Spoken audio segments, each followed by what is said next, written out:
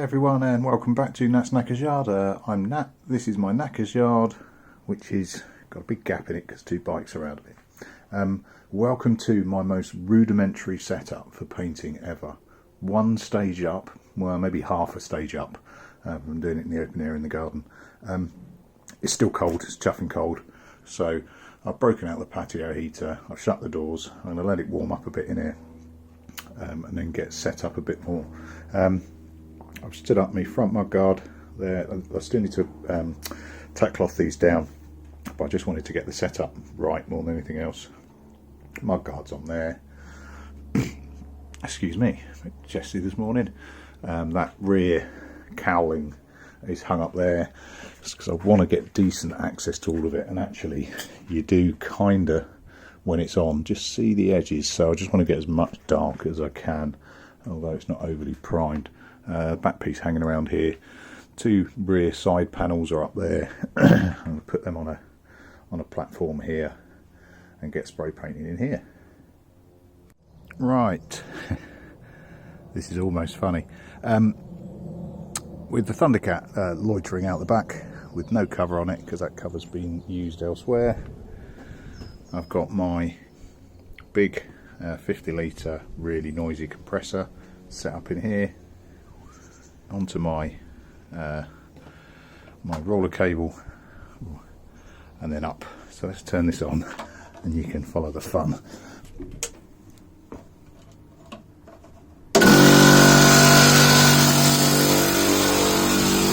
So noisy up through the vent, out of the garden into the garage. Sting covered up, try and keep the paint off it. Got the side panels off, laid down, panel there, mudguard there, air hose through the vent onto, it's still filling up, onto my little blower, and that's my setup. And I'm going to close the garage door, have a cup of tea, see if the heat builds up a little bit in here, and then give it a go. Oh look, and there's me. There you are. And the latest addition to me, clean shaven me. I did go for a brief tash moment, and for shits and giggles I'll put a picture up.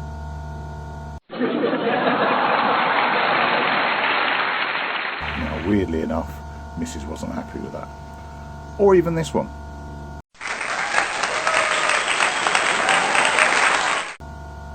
There you go. No sense of humour, some women. Right, so there we go. There's my setup. I've mixed my paint. I'm kind of trading off heat versus light here. So that heater, I mean, it's taking the chill out of the room, but it's not warmed it. But I didn't expect anything different, frankly. Right, let's get going. Right, I'm all loaded up. I've got my mask on. I'm normally a little bit lackadaisical about masks, but I'm in a considerably more confined area than I'm normally painting. Right, predictions. I don't know how this is going to work out. One thing I am sure of though, I'm going to bang my head on one of these bits that are hanging that I think might just be out of your shot. Yeah, there's a very well placed hook there to grab stuff. Right. Just check on settings and all of that. That's way too broad.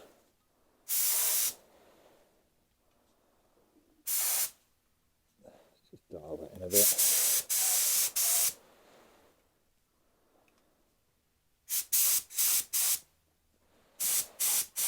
That's better. Maybe a little bit more.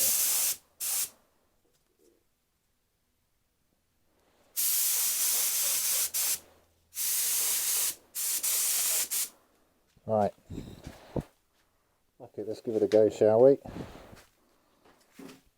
I'm going to go lots of light layers, I think.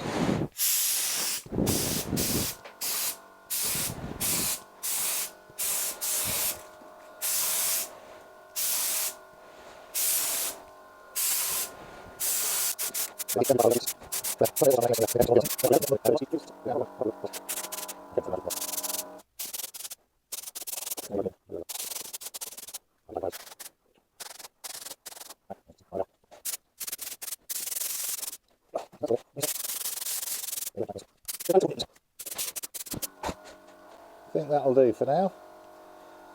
The first pass.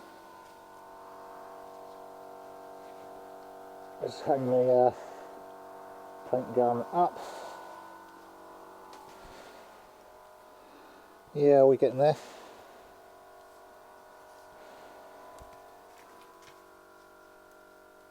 I don't like moving stuff around, but I haven't got enough space to do it any other way.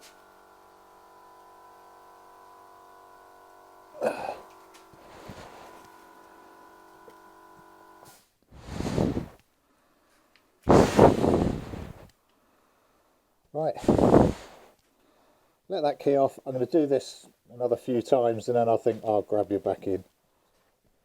Right, so where are we? My radio mic's run out, but it's not that noisy.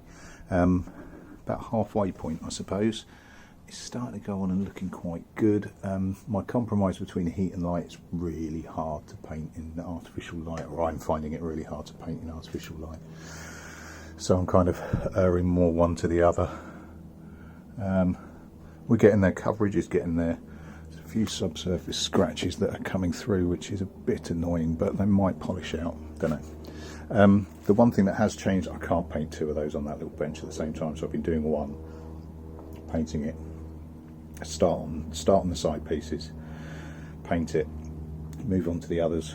When that's tacked, pick it up from underneath, stick it somewhere, swap over. In fact, the back one, or the other one, is over the back at the moment. So I'm kind of on a tea break. I don't know what the temperature is actually. You can see it's cold because my very expensive cup, which the wife will kill me if she knows I have out here, is steaming away, and that's not even that fresh a brew. So quick Del by S temperature check. Come on, focus.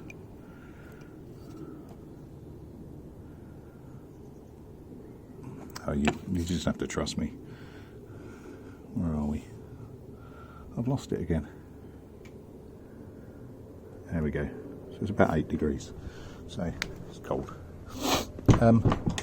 Yeah, I'm going to just let that lot dry off for a little while and then have at it a little bit more. And there we have. I think I am as done as I'm going to get. You always get some shit floating around that lands on your last coat, but I'm not going to touch it. That'll rub out. It's fine. Good coverage. It is, as you can see, orange peel to death, but I don't think that's anything that I can't really rectify. So as long as the coverage is there and the depth of colour is there, or lack of colour because it's black, I think we're good. So let's let those settle, see how they go while I clean this. There are so many videos on how to clean, but I'm not going to do one, but it's a shit job. Right, one air gun cleaned, possibly the worst element of spray painting, I think, or with a spray gun, in my limited experience. It's all drying quite nicely. In fact, it's all pretty much dry, to be honest, and looking pretty good. It's looking orange peely, but I expected nothing different. Trying to paint in these temperatures, no matter how much I try and warm it up, but it's some good thick paint on there. And the last bit there. I'm not concerned about the orange peel brackets yet. If you remember, I've still got my test piece that I did my first bit of paint on that tank, and it was exactly the same, frankly. It just needed some pushing back. So that'll be an evening job throughout the week. I might film some of it, I may well not. And that's me for the day. I did promise for a bit of a how to set this up. I mocked it last night. See the spare battery there. It's the simplest thing in the world. Plug it into the battery and go. So I don't think I'm going to do that as a setup. I think I'm going to do it setting it up on the Thundercat, and looking at the two cameras, because it's front and rear cameras. I'm probably better off doing that once I've got the fairings on, to be honest, to work out whether or not I'm going to mount onto the fairings or onto the rear number plate or whatever. So that'll do me for the day. In another week I will let these bad boys do their thing and give them a bit of a rub down throughout the week. I'm probably going to start on the cowling because it's the most disposable. It doesn't have to be on the bike. Right, cool. I'm going to fill up the garage with the bikes. I'm going to stick Kit on charge because it's back to normal work next week, so Kit's got to earn his money as my commuter. Right, cheers all, thanks for watching. No, before I depart, because I keep forgetting and I really shouldn't, I'm too embedded in current projects to think about next ones, but one that I've thought about quite a bit in the past is playing with a Bandit, because they're really, you know, the standard bike really. This Bandit 600, 1200s are, you know, rare and expensive, frankly. But I really fancy playing with a Bandit, and there's a guy who's got a Bandit as a project, and he rattled through it on the run up to Christmas and basically kept me amused throughout Christmas and throughout my lockdown period. And that's Badge Bikes. I'll stick a link at the bottom. Go and check it out. It's some really good stuff. He, by his own admission, has been incredibly lucky and not really hit any hiccups. And exactly as he said that, he hit a hiccup on his swing arm, which was just talk about tempting fate. It's just always going to happen. But no, sound bloke, sound project. And if you want to jump on the Motorcycle Rescuer Facebook channel, he's also on there as well. But yeah, all good stuff. Right, cheers all. I shall catch you next week.